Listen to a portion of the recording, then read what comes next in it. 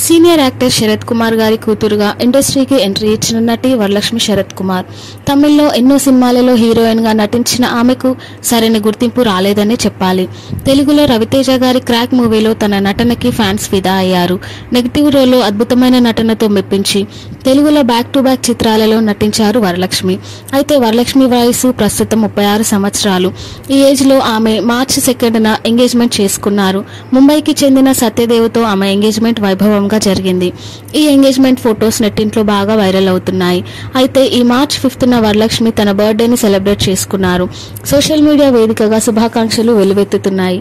ఈ రోజు రాధిక గారు వరలక్ష్మి హల్దీ ఫంక్షన్ లోని కొన్ని బ్యూటిఫుల్ ఫొటోస్ ని షేర్ చేశారు. ఆ ఫొటోస్ లో ఎల్లో అవుట్ ఫిట్ లో పెళ్లి కూతురు గ్లోతో మెరిసిపోతుంది వరలక్ష్మి. ఆ బ్యూటిఫుల్ ఫొటోస్ ని మీరు చూసేయండి.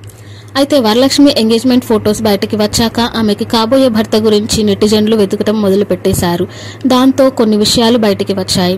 సత్యదేవ్కి గతంలో మ్యారేజ్ అయిందట. ఆయన భార్య పేరు కవితా సత్యదేవ్. అభిప్రాయ భేదాలతో వారిద్దరూ ఎప్పుడో విడిపోయినట్టు తెలుస్తోంది. మొదటి భార్యతో సత్యదేవ్ ఉన్న ఫొటోస్ ఇప్పుడు నెట్టింట్లో వైరల్ గా మారాయి.